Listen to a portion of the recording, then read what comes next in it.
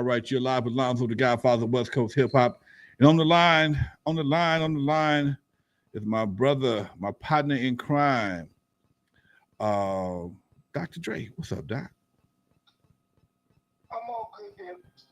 Though I can't say it's greatest week, but I'm all good right now. I mean, this show is going to be dedicated to celebration.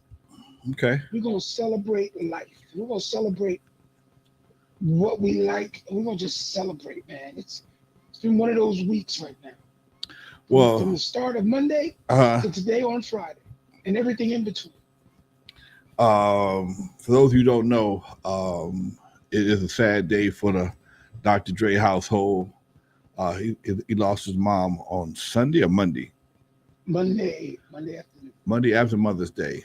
What a sad way to remember Mother's Day. My condolences. I'm quite sure our chat room, everybody that's watching this show, listening to the show, feels the same way. You got our love and our condolences, Doc. Much love to you. Thank you, everyone with love, caring, and that's why I said we're gonna celebrate this life because my mother was 95 years young. She had 10 days to go, and she would have made 96. But the blessing is my son is born on the same day. He turns 24. My brother was born on the 28th of May. So all you lovable Geminis, including my partner here, all us. I've been living with y'all all my life. All us lovable Geminis in the house, folks. Man, that's amazing. I didn't know that. You told me the other day, man, your mom was just shy of her birthday, and then she was a Gemini. And I know she had to be a great lady because we some interesting kind of people. Yes, it is. That's why we get along so well, because my son, my mother, my brother, one of my other partners, his birthday's on the 24th. My other cousin Warren, his birthday was after my brother's. So I've been dealing with Geminis all my freaking life, whether I liked it or not. Well, you know what? My mom was a Gemini. My oldest daughter's a Gemini. My grandson's a Gemini. It's in my family. We're one of my favorite cousins who recently passed was a Gemini. The club owner of Eve After Dark, the man who owned the property, was a Gemini. His wife was a Gemini. His stepson was a Gemini. I've been surrounded by myself. The show started to get crowded. And yeah, it's getting crowded. It ain't fair. I was on the radio show this morning with Dominique the Prima, and she's a Gemini. I'm like, wow. So it is what it is, folks. And if you never had spent much time with a Gemini, trust me, it's a very interesting experience. In other words, be prepared to be look left and right all the time. My first wife was a Gemini. Oh my God. It is a sign of twos. But guess what? My mother was the most wonderful person on this planet. For me, she brought me support. She gave me life. She gave me love unconditionally, no matter what Sagittarian crazy things came out my mouth. And what I ended up doing, she came from both sides of the path, especially after my father died when I was 17. And the blessing is right now, on her way back home, it was a big welcome because everybody's there. And I know what they're saying to her. You really dragged it out, didn't you? All our friends, all her brothers.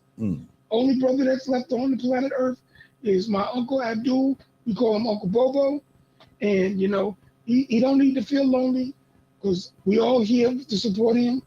And all the support from my cousins, family, friends, lovers, loved ones, enemies. It's been overwhelming. The Facebook thing is starting to kick in, and my brother's Facebook is blown up, my IG, and Queen B pulled up the episode of when Ed Lover and I had our mothers on Mother's Day. Oh, okay. For Your Own TV Raps. It was kind of a hot show. My mother was on the 1 and 2s. Ed's mom was in the other chair, and she even did the Ed Lover dance. It was cool. It was cool, man. So it's a blessing, man. People gotta understand.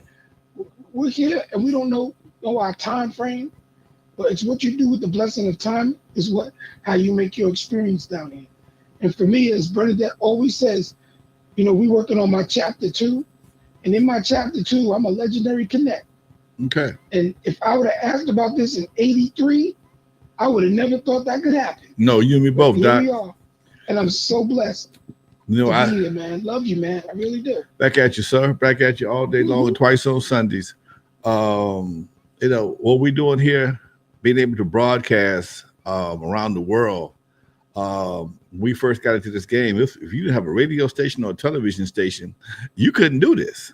You know, No.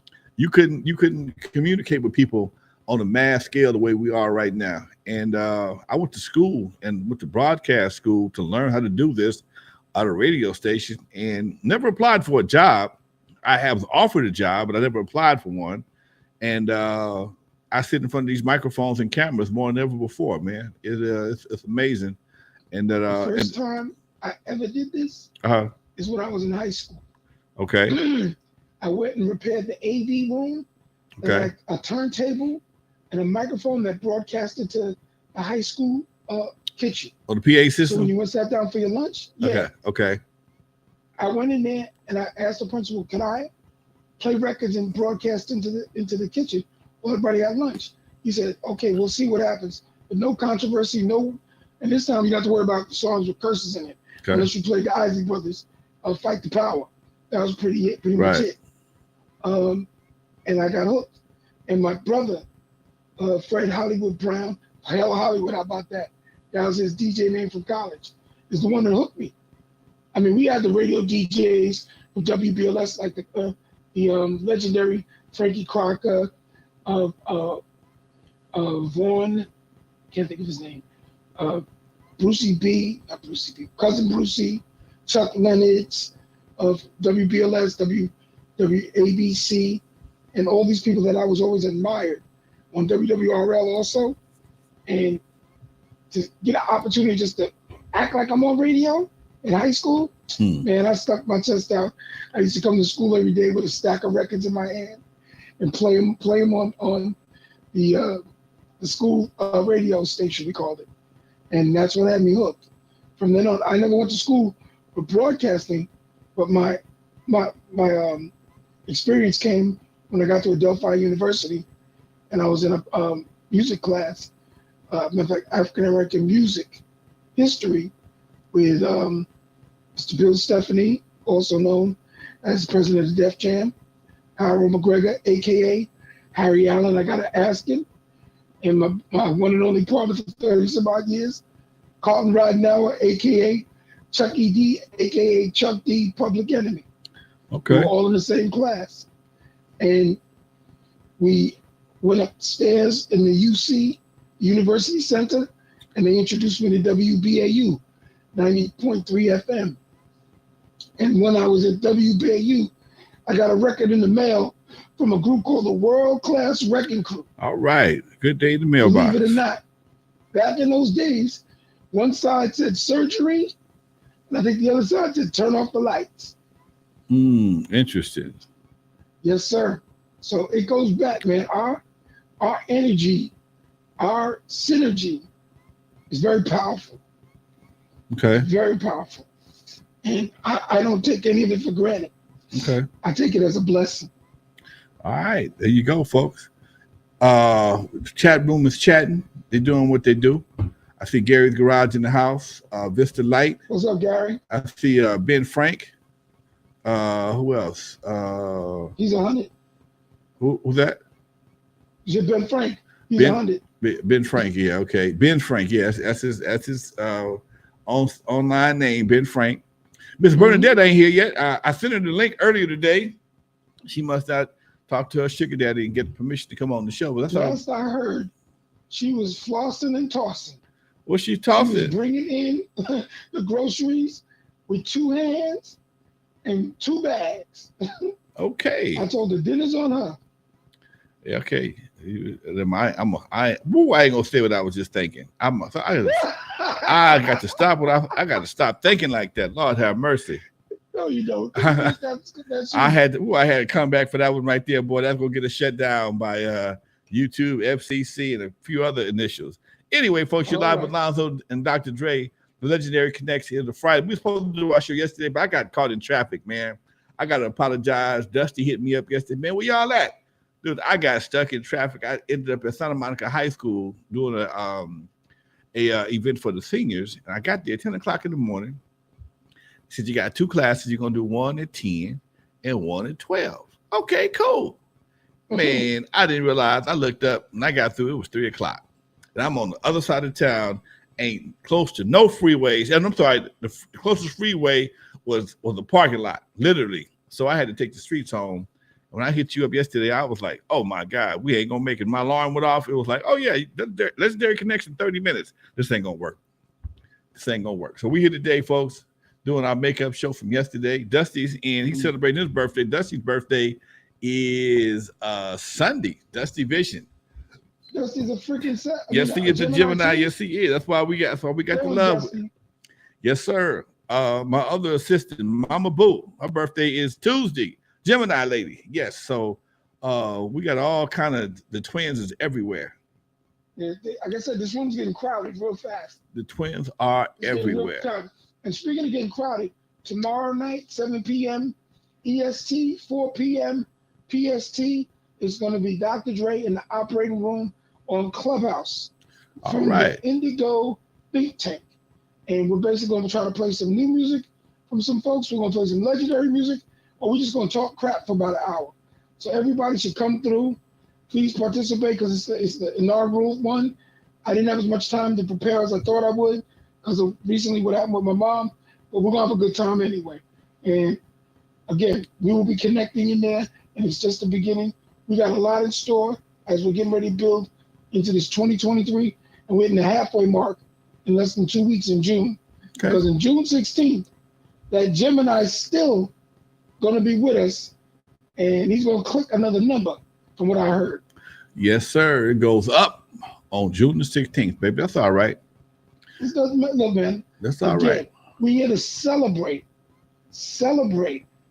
this life. Speaking of celebrations, we have to send a big, huge shout out and give love to the other family of Browns because we lost the greatest football player that took a snap and ran with the ball. His name was Jim Brown. That was so good. Man. 9 seasons and he retired. He said, I'm done. That was something, a shock to me. You dropped it on me today. I had no idea. I have been. I just heard it before we kicked in. I just heard it. I had been offline. In fact, I dozed off, tell you the truth. And I'm sitting there, you tell me that, man, I hadn't seen that no place. Jim Brown, controversial NFL legend of the Cleveland Browns, where they retired his number 32. And throughout the 60s and 70s, number 32 was worn by so many athletes because of Jim Brown. Jim Brown then turned into not only a Hollywood actor extraordinaire and box office bonanza star, he also became a major activist that got behind the rights of many athletes. And there's a very famous picture of Jim Brown, Kareem Abdul-Jabbar, Muhammad Ali, and I forgot the fourth person who was supporting the gentleman who turned Major League Baseball on its ear and ended the slavery contracts and that allowed free agency. Jim Brown was a part of that. Jim Brown was also a legendary partner with Richard Pryor in their films that they made. Richard Pryor Live on the Sunset Strip. Richard Pryor and I can't even imagine all the movies they made. But the interesting thing is Jim Brown and Richard Pryor turned down Purple Rain with Prince. Huh? Yes, they were supposed to do Purple Rain. How is that? They went to them first. And Jim and them said they wanted to do it, but they didn't know what to do to make it work. So Warner Brothers picked up the film, and look what happened.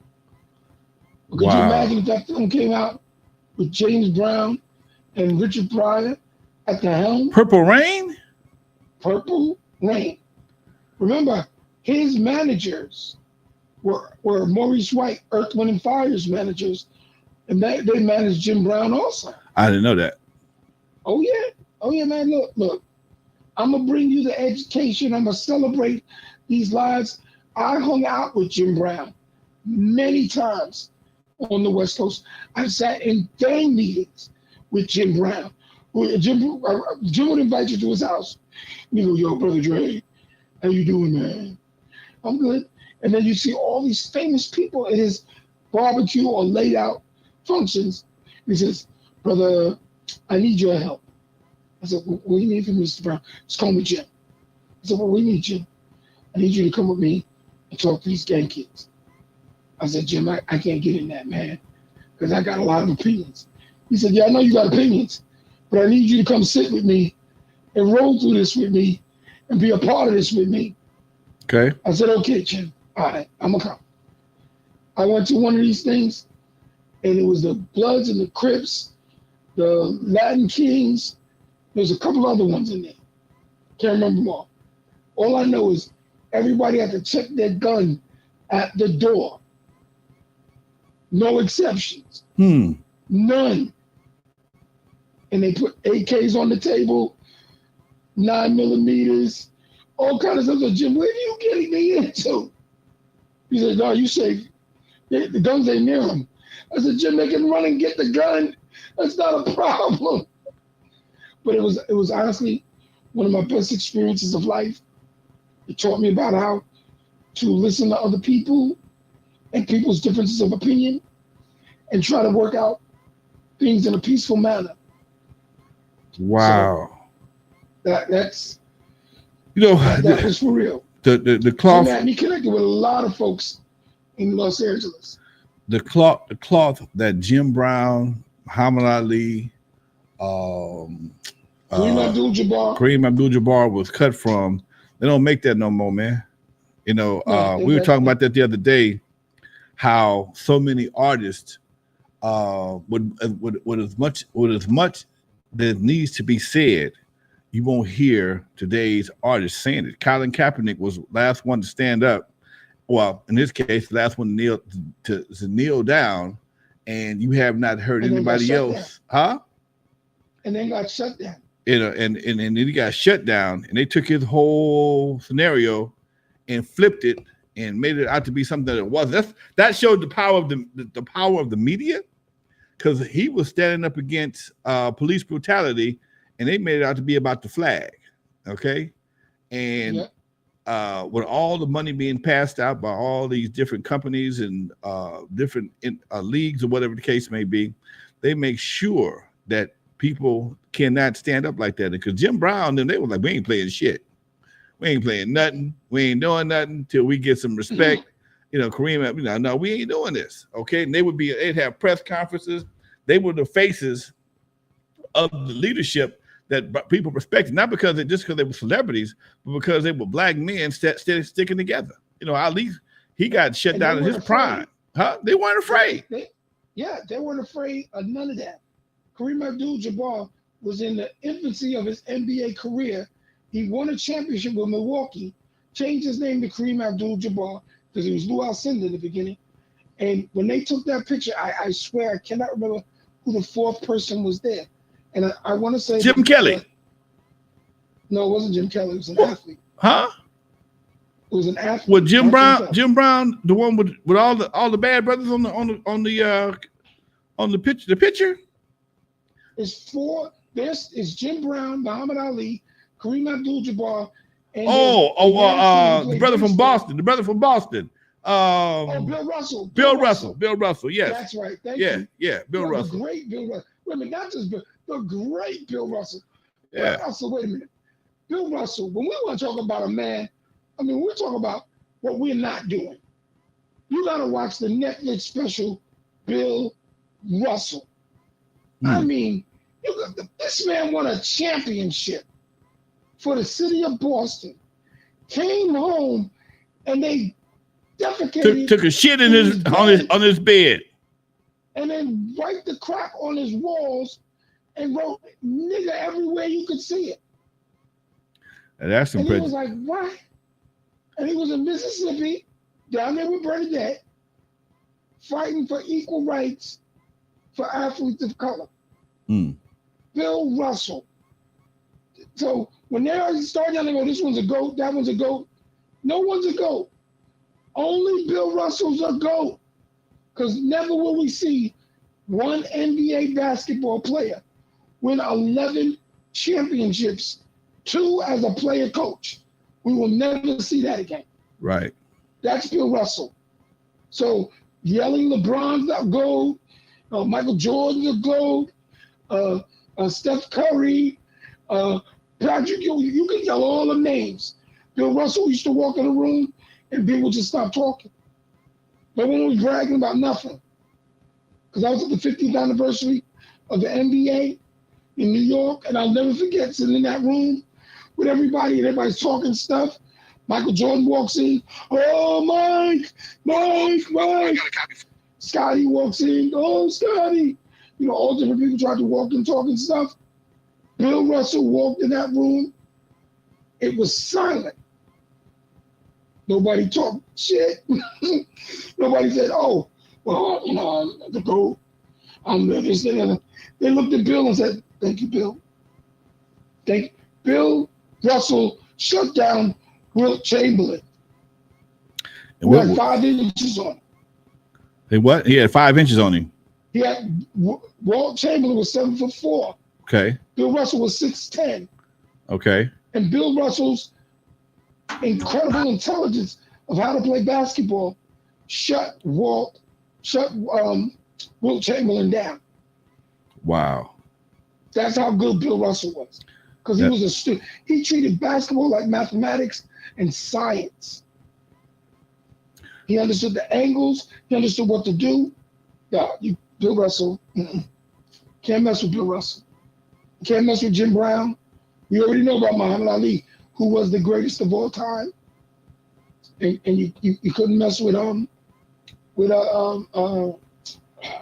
Jim Brown, Kareem Abdul-Jabbar, Bill Russell, and Muhammad Ali. Nobody's doing that kind of stand. You know what? The different time you had to stand up a little bit differently back then. But back then it wasn't in your contract. They didn't think brothers would do no shit like that. That was the first thing. No. They didn't think we would do no. They didn't think brothers. No, they ain't gonna stand up. Yes, they stood the fuck up. Okay, they stood the fuck up, and they made them made themselves be respected, and they knew they had an impact on the community, on the black community especially, to see these brothers, in their career, in the height of their careers, some of them stand up against oppression, and everything else known to man that we was going through, and it was just amazing, man. I mean, like you said, Kareem Abdul-Jabbar changed his name to a Muslim name, and Ali did the same thing. It wasn't popular to do that. Oh, it ain't never been popular. That wasn't popular. It ain't popular now. It happens, but it ain't popular. Okay, it happens, but it's not popular. Oh no. He didn't do it and say, "Oh, this is a fashion statement. I can get away with this." No. He had to go to the Alcinders. He had to go home to his parents and say, "Well, my name's Abdul-Jabbar." Wow. And he went through a period. I mean, if anybody got a chance to see his documentary, where he and his parents and his father weren't speaking. Who is this? Kareem Abdul-Jabbar. Oh yeah. His name was Lou Alcindor. Louis Alcindor Jr. Right. I believe it was. And when he decided to change his name to Kareem Abdul-Jabbar, his father wasn't happy. Right. He said, "What's wrong with my name?" Yeah. Well. What's wrong with my name? Hey, what can I tell you, Doc? It is what it is. When you make those stands, and you not just to be political or not to just clout chase. Right. Those gentlemen defied clout chasing. Right. They defied it. They were the clout that you need to chase. So, hey man, you are live with Lonzo and Dr. Dre. We are sitting here talking about Jim Brown, the brothers of the past who set the pace for the future. They were pace setters. They were real heroes. Yes. And I'm not talking about a sandwich. Get up. No, get up. And you know what? We got so many sheroes too that come to mind. that did so much. And I don't want to leave Harry Belafonte out of this conversation because he too a strong mentor, leader, brilliant man, understood. He could have easily said, "Yo, I'm selling millions of records. And Elvis Presley ain't got nothing on me." But he said, "No, I'm gonna put my name in the game, and I'm gonna fight for rights of my peoples, all peoples." So, all right, folks. Celebrations of life. Celebrations of life. And the big celebration of life to the young man who the Marine in New York City has choked out. He was laid to rest today. And we hope they resolve that matter. And we can find a way to get along better, how to communicate better, how to find a way to use the love and not just the brutality of a situation, because things are popping out. But before we hold someone to judgment, before we act like we know everything about it, let's get all the facts on the table, and then let's make a decision about it. I mean, we got to go that route because lately it's been interesting. Beyonce and Jay-Z just bought one of the most expensive houses in the California area near Malibu. Oh, yeah? Yeah, that was right next to my house. Remember that other house that I told you to come visit me at? No, Negro. Lonzo? No, I don't remember that house. No, I don't remember that house. Come on, man. I don't remember that. You set me up for some bullshit. No. I texted you the address. Well, Jay-Z and Beyonce are going to be moving in. So it's going to be a little kind of crazy over there. Maybe we'll do a Gemini party and you'll come out to the state. Yeah, I'll do that. All right. We are live, man. Me and Dusty talked about my boy, Jay Morant. Was it Jay Morant? The other day on the other show. And the gentleman who had the gun? Yeah, the one that determined to shoot his way out of the damn NBA. I mean, he's doing a great job of it. When you categorize it, you have a place that you put in. Go ahead. He's gonna shoot his way out of the NBA. And we were just trying to understand. I'm trying to understand, as a brother who's been a mentor to a lot of brothers, who's been mentored by a lot of men, what is it about today that so many young black men are being successful only to find themselves broke, in jail, or just give the money back or give it away to some other source, and they don't keep it very long? I mean, and I got to go back. I got to start with Suge, Suge Knight from Death Row. I mean, this dude at one time his company was worth $500 million, and he could not let the streets go long enough to really enjoy it and take that money and turn it into a legacy. Instead, he kept the streets in his back pocket so long, it took him out. It cost him his freedom. And I don't understand, why is being a thug so important to so many young men? And I mean, this guy is throwing up Jay Morant is throwing up gang signs, and the Crips is looking at him like, dude, you really want to do this? You really want to play this game? And I don't understand it. I'm trying to understand, why would you go through all the hours of practice and years of practice, all the hours in the studio? You got the guys in New York who are 31 guys just got arrested, or 14 guys just got arrested on 32 different felony counts. I mean, you did all the success and you give it all back. You just turn it away, just throw it away behind street shit. I don't understand that, dude. Help me. Can somebody in the chat room help me and Dr. Drake? We old heads. I know we old heads, and all we ever asked for was to be paid for our success. And we ain't never been. Maybe that's why we haven't achieved the success that we thought we should have had, because we don't play the game of stupidity well enough to go viral like we should have. I don't know, but you called it something. You have a term for it. The nigga verse with the N-word. Yes. The nigga verse. Yes. Thank you. Why is the nigga verse so powerful amongst our people? Why is being a real nigga, a good nigga, that nigga, my nigga, being that so important to black brothers, man? Because you see, what being a real nigga gets you nothing. It gets you locked up, and it causes you to lose contracts. It causes you to lose your freedom, causes you to lose your life. I don't understand that, dude. I don't understand it. Did you see the new Tupac documentary, Dear Mama about Yeah, about Tupac Tupac's and life. his mother, I haven't finished it, but I did start on it. Yes. right? And it's the question I asked Tupac while he was still alive, and we were at the old TV Raps, and we were talking, and he would frequently show up like out of nowhere and hang out. And I said, dude, can I ask you a question? He said, what? Why are you screaming fire in a crowded theater? I understand your thug life thing, but why aren't you? Because you're a smart guy. Smart You're dude. smart. But you went, it's like you're going, but Dre, this is how I'm going to get the attention. Then we're going to bring the intellect. I said, but dude, that's not what's happening. You're bringing more the thug,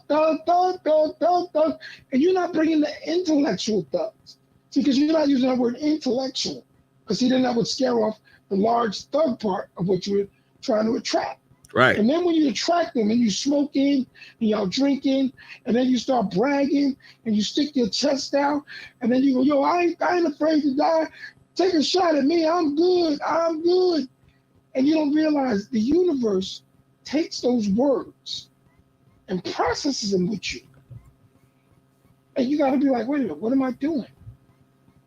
What am I doing? If you would have taken a deep breath and said, screw this East Coast, West Coast crap. Biggie, let's work together, period.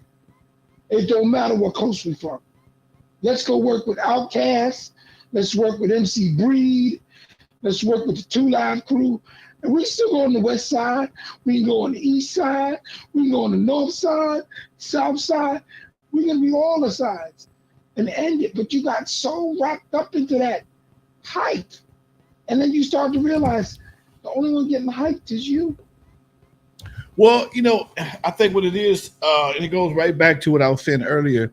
It's not so much that, yeah, it's right. It is a little bit of it's self hyping, but it's also you surround yourself with a limited circle of people who live in the niggaverse as well, and that's part of what they do. And your circle is small. Then the people who come into that circle fall into that same mindset. At least they adapted temporarily so they can get along or get by for that particular point in time while they're in the niggaverse. And it gives you the illusion that this is what everybody wants to be about. And it's not. It's really not. It's not, really not. It's not something that's sustainable. It makes no sense. And I was even watching. I was watching today. I was looking at YouTube. And congratulations to my boy Ludacris. He got a star on the Walk of Fame. Ludacris is one of my favorite rappers. He's always had articulate, he's always had a good lyrics as far as I was concerned. He made a great transition to be an actor as well. And I was looking at Vin Diesel. He was speaking at Ludacris's his star on the Walk of Fame situation, and it was just funny to see him. He made a comment, when I'm with Luda, we go to the hood, I know I'm good. And I'm like, then if I go to Beverly Hills, I know I'm good. I don't know. I know it's small shit, but it just seems like, I don't know, man. It just seems like it's promoting, it solidifies the negative energy that is generated in some areas and make it acceptable. And when you make something acceptable, you make it, you give it validity and give it grounds to grow. It's like my backyard right now. If I accept these weeds in my backyard and don't start killing them off, start dealing with them in some way, form, or fashion, they're gonna think it's cool to be weeds in Lonzo's backyard. Okay, and I can't let these weeds. I can't let these weeds think it's cool to be in my backyard. So I got to go buy some spray, get my son out there with some garden tools, and get rid of these weeds. Although the weeds gonna still come back, but I'm gonna let them know it ain't cool to be in Lonzo's backyard. But when you have certain elements in the community that are supported, people will. The social media, I believe, has given people the illusion that it's okay to make the unacceptable acceptable in order to reap instant gratification or benefits. And I saw Kamala Harris wearing blue chucks when she was running for president. I mean, Why would you put on Chucks? I mean, so now you got to appease another certain group. First of all, I'm not a big fan of Chuck Taylors. Okay, I'm not a big fan of Chuck Taylors. I used to wear them as a kid. I'm not gonna wear a pair of Chuck Taylors in a suit. I'm not gonna do that. I ain't gonna do that. Okay, they don't look good to me with a suit. I would not do that to a suit. But some people. That's your fashion decision. There's nothing wrong with that. Well, it's a fashion, but it also cosigns to a certain degree. It also cosigns something else that I can't quite put my finger on right now. It just seems like you cosign. I was trying to say, you try to act like you're a part of the hood and the street. Okay, you try, and you make people feel that. Oh, so I'm down. I'm down with y'all because I wear Chuck Taylors. You want to be down, do yourself and do something that's going to help the people in the hood. Right. Not wearing a pair of Chuck Taylors. Right. Exactly. Okay. Chuck there Taylors you go. Doesn't put you down. Right. What Chuck Taylors doesn't say, she's trying to sneak in the door. And the one thing, and I gotta say from my own experience and working with the likes of Ed Lover and T Money, Fab Five Freddy, the one thing we made a pact of is be ourselves. Let's be who we are, and people will come and enjoy it, or they're gonna do what they do. And that's what made us so unique on that channel, because we weren't trying to fake and be there. We said, we're here, y'all come hang out with us. Right. Okay. That's the way.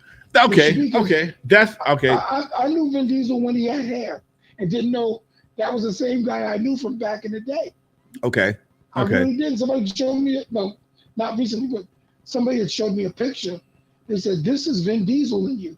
And you was at so-and-so spot. I said, get out of here. They said, just take his hair off. Right. And I said, wow, that's Vin Diesel for sure. But the thing is, when I hung out with people likes of Matt Damon, Ben Affleck, and they came up to me, oh man, I watch what you do, you guys are this. And I mean, we had a large contingency of fans that were white and Mexican and Latino and Asian. And the thing they all appreciate is you guys are just yourselves, and we just want to hang out and be with you.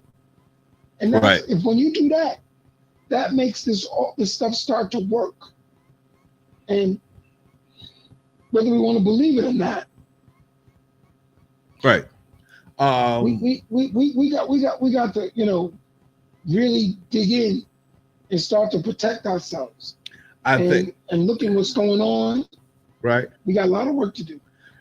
I think the reason why we have the people that watch the show, that the amount of people that watch the show that does watch this show, is because no matter what you do, I'm gonna be you. You're gonna be you. I'm gonna be me. And no matter what we do, we're gonna do each other. That don't sound right. That don't sound right. I'm gonna do Lonzo. You're gonna do Dre. Okay. And sometimes the two may have a little bit of difference of opinion, but that's because I'm Lonzo and you Dre. I'm not here to segue or melt into your attitude or to your beliefs. I got my own. I'm not going to disrespect you because you got yours, but on the same token, you don't disrespect me because I have mine. And I think because everybody have their own different values, and I think that's something that most people don't respect. But no matter what your beliefs are, mine are, we always got respect, and that's where we're legendary connects. That's where it comes in. As you say, you're not trying to be Dre, I'm not trying to be Lonzo. What we're trying to do is connect and find a way, whatever differences you have, how can we put it together and make it something that becomes an asset to each other. And that's why I love doing this show, because I can argue all day long with you, and at the end of the day, yo, man, what you gonna say later? Man, I love you. Oh, here you go. Yeah, I love you, man. We're gonna work that love out. And the thing is, that's the start. We gotta start somewhere. And that's where our experience, not our age, is what we're trying to teach the younger generation. It's like, guys, some of you are gonna live past 21. and some of you may live past 31. And if you're really blessed, you're gonna make 40 plus. Are you learning anything? Right. And that's got nothing to do with your money hustle. That has to do with the person you're going to be and develop to be. Because I'm not the same person I was when I was 20. And I'm about to be 60. So what? Wow. But I'm better experienced to listen to those who are 20, 30, 40, 50, because I've had experience to say, no, I need to pay attention to what they're saying. I think And that's where it starts. I think one of the things that is, and I've said it before, and I'll say it again. One of the things that we suffer from in a whole is a lack of communication. These damn phones give us more power than we ever had before, but we use the power Yes. in the wrong way. We use the power in the wrong way. I mean, most people don't even answer their damn phones. Okay, think about this, Ray. When you could not imagine your house phone ringing and not answering it. No. When your phone sat on the desk or on the wall or on your nightstand, if it rang, you answered it. It was somebody had to answer it. Okay, it was just, and if you, because you would break your neck to get to the phone to see who it was before you had, especially before you had answering services, because some people Yes. let it ring for a minute, and if you don't pick it up at a certain time, you'll never know who called. Okay, but now because we have so many different these devices that give you so much information, you know who's calling you before the phone even rang. Let me make you laugh. When I was growing up, and Lonzo, you may be attest to the story, and my father and mother, we used to have that wall phone in the kitchen with the long cord, and Yeah, everybody stretched it all over the place. yeah. My father got the phone bill one week, and he looked at it, and it said at this time, $85. Uh, And he looked at it, and he said, I got 3 jobs. I got this bill. I'm not here for an $85 phone bill. right. Who's using the phone like that? He went to the phone and knocked it off the wall and put change on the table. He said, there's a phone booth on the corner. Anybody needs to get on the phone? Take it to the corner. My mother said, what about me? You got a job with a phone. Make your calls on the job. I can't afford to pay for this thing. It makes more money than we eat. See, I'll never forget that. But that funny story lets me know how, with this technology, we dismiss our real communication and speaking one-on-one in front of everybody. right. People don't ask for phone numbers anymore. They ask you for your your Instagram. You don't ask you for your phone number. They ask you for your Instagram. What's your IG? What's your IG? I'm like, dude, why don't you take my phone number and call me?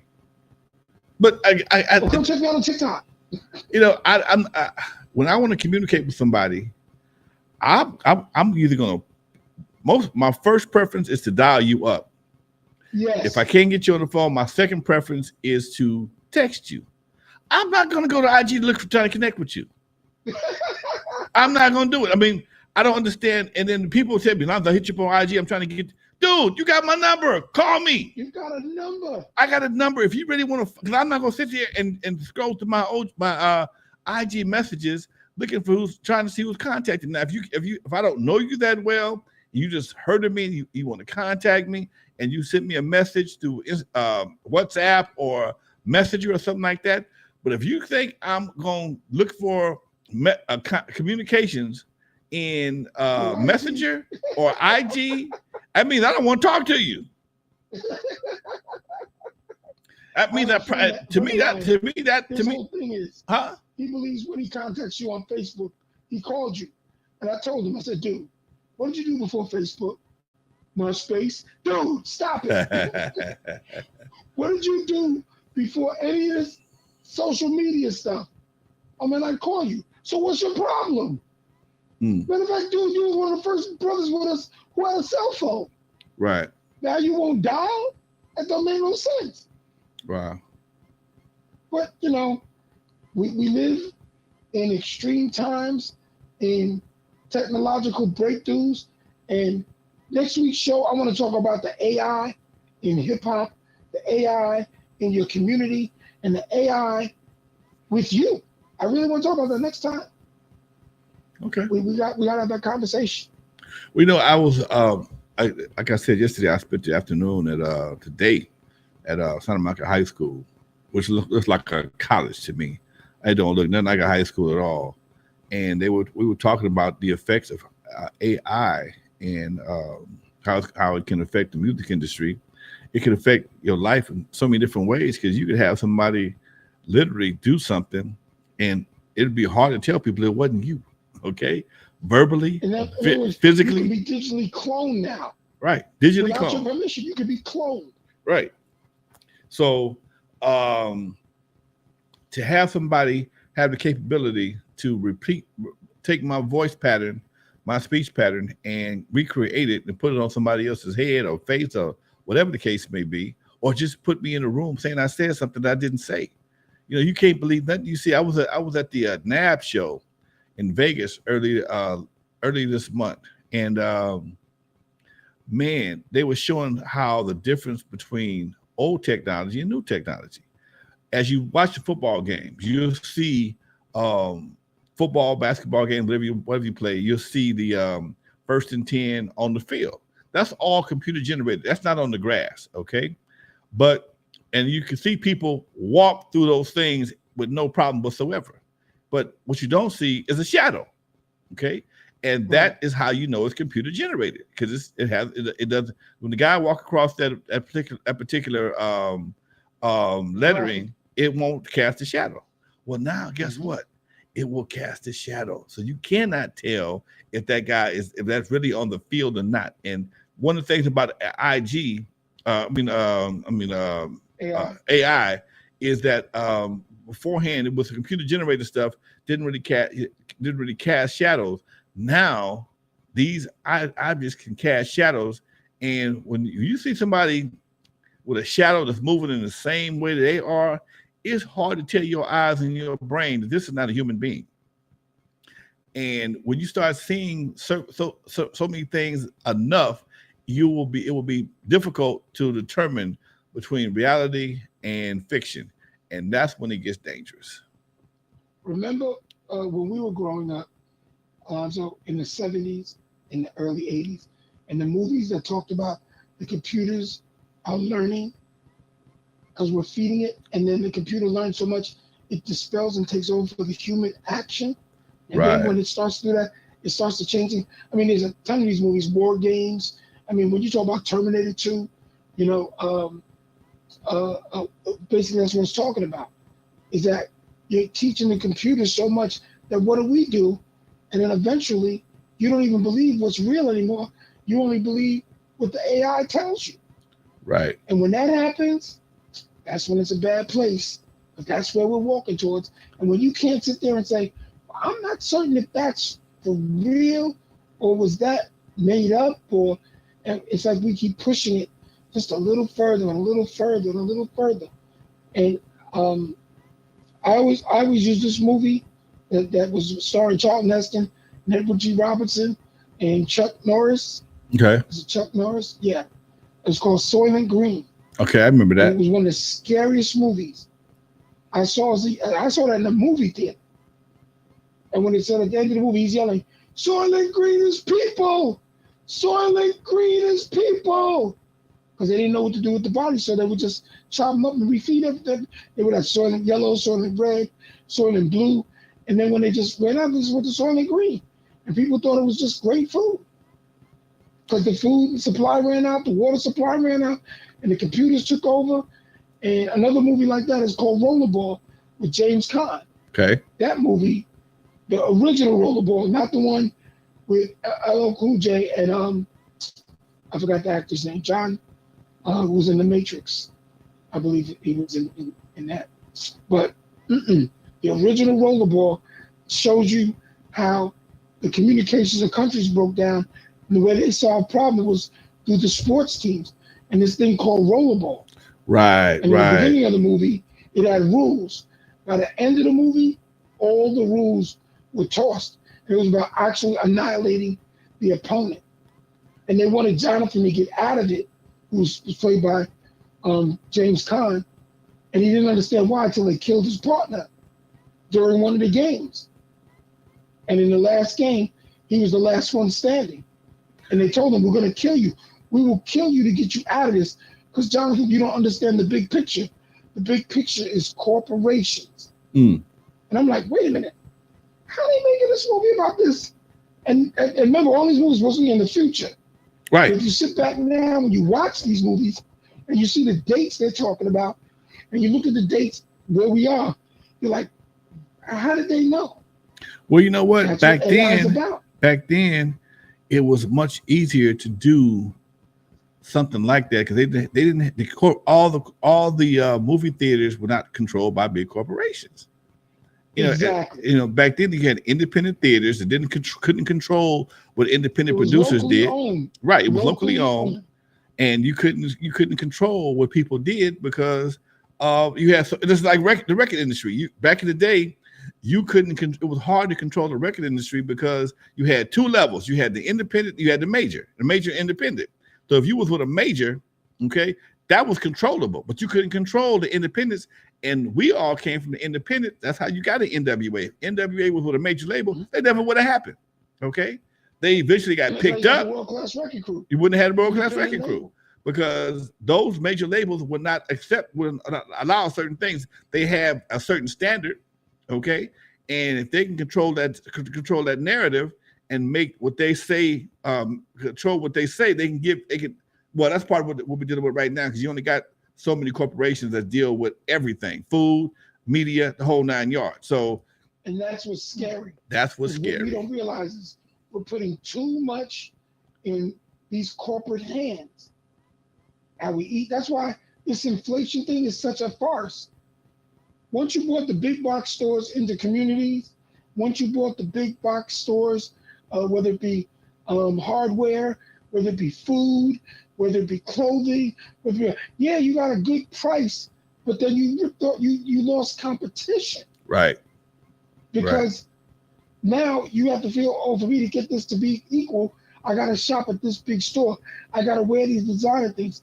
The one thing I'm going to give about the 50th anniversary of hip hop and the hip hop culture cultivation is it was independently driven. Right. It was about you creating something from nothing and making it look like everything. Now today, I can go to 10 women and say, how many of you sew? And maybe one hand will go up. Man, I was watching one hand. I was watching and what I think was really interesting is how these clothing let's call them not designers, but the people that dress people up. Stylists, people, the stylists. Okay. I found it interesting, and I saw Steve Harvey, who I've always respected his clothing, his style of dress, had on a suit with some sandals that was look like some female sandals. They were like just straps, just thin straps. Oh, we call them. What do you call those? Look like some thong straps, okay? Biblical sandals. Okay. He was wearing the biblical sandals. Right. Some walk on waters, okay? And I'm looking, I said, wait a minute, man. And then I see so many brothers wearing different outfits that look very suspect that Jim Brown, Kareem Abdul-Jabbar, Jim Kelly, Lonzo would not wear. Muhammad Ali would never wear that. No. It ain't gonna happen, okay? And I was also listening to a guy today saying something that registered with me real well, and he was saying that R&B music has been damaged by by the illusion of toxic male testosterone or toxic masculinity has killed R&B. And he was saying, he quoted some lyrics. One of the lyrics was, "I know you want to leave me, but I refuse to let you go." In some worlds, that can be considered stalking and kidnapping. Think about it. Temptations. Okay. Temptations. I know you want to leave me, but I refuse to let you go. That is in today's world can be misinterpreted or interpreted into being stalking, kidnapped. And I thought about it like, wow, I didn't even trip on that part. Wait a minute. What about that song? 25 miles to go now. My feet are hurting bad. Yeah. I've been walking for 3 days and 2 lonely nights. You know that I'm mighty mad. What? But I got a woman waiting for me who's gonna make this trip worthwhile. And she gets the kind of kissing and hugging. I gotta keep on walking. What? So, wait a minute, that's stalking. Well, no, I guess when he get there, she's welcoming his ass. He walking for a reason. Yeah, he just ain't got a car. But it can easily be flipped into It stalking. can be flipped into stalking. Okay. And when you think about what he was saying, he said like Usher's song, My Confessions was one of his biggest hits, but it was about him cheating on a woman. Okay. Yeah. You know, what his biggest song was about him cheating on a woman. And I'm like, wow. He says, yeah, because look, most of your big R&B acts today are females. You know, Keith Sweat. You know, Keith Sweat used to scare you, and I wanna do. I want that, babe. I wanna.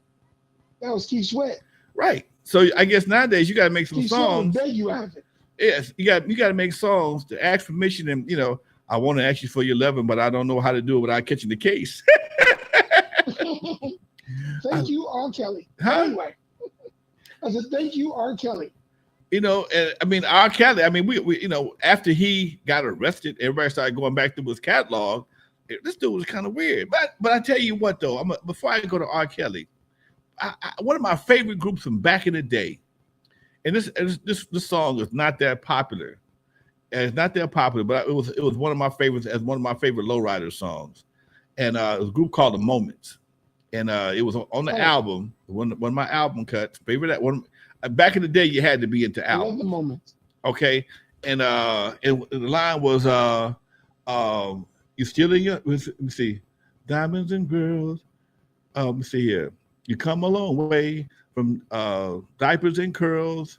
You're grown up now. You know, grown up girl. And one of his lines is, I remember when you were only 2. I'm like, wait a minute. Then he says, I remember when you were only 5. Wait a minute. Hold on, dude. You can't do that. What are you doing? What a 2-year-old? I mean, this is the old song, man. I remember when you were only 2, just a dumb little girl, didn't know what to do. She didn't know what, she didn't know shit. Okay? Just a dumb little girl, and you didn't know what to do.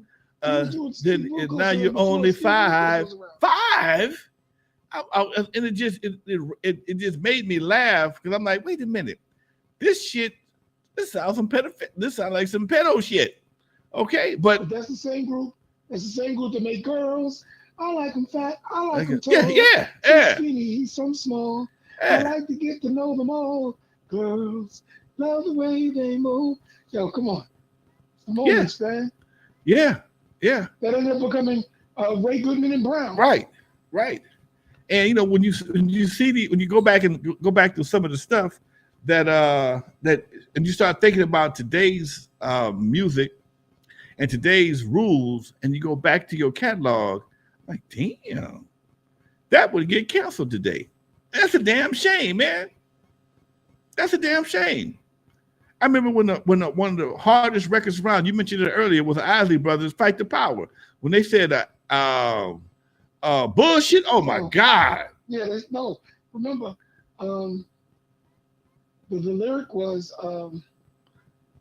so they tried to play my music. They say my music's too loud. I tried talking about it. I got the big run around. And when I roll with the punches, I got knocked on the ground by all this bullshit.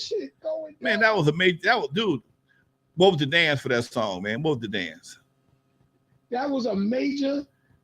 I remember the first time we heard that on the radio, and they must not have realized. They said, from all this bullshit going down, this is the same group that made Shout. Yeah. Twist and Shout. But that was one of the first line dances I remember. They called it the hustle. Yeah. They was doing the hustle back then. It was a line dance type thing. Hey, Dre, guess what? It's almost time to go. Oh, man. We just talked about the hustle. Well, check it out. If you want to hear more of this, check me out tomorrow night. Lonzo, 7 p.m. EST, 4 p.m. PST. It's called The Operating Room in Clubhouse. Please join us for some more potent conversation, potent illustration, potent experience with yours truly and my legendary connect, Alonzo Williams. All right, folks. Godfather of West Coast. Now he know tomorrow on the East Coast ain't nobody gonna be watching nothing because on the West Coast, so the Lakers gonna be playing. In the meantime, folks, we out of here, folks. Thank you very much. Thanks for watching. Y'all have a great weekend. Check us out tomorrow night.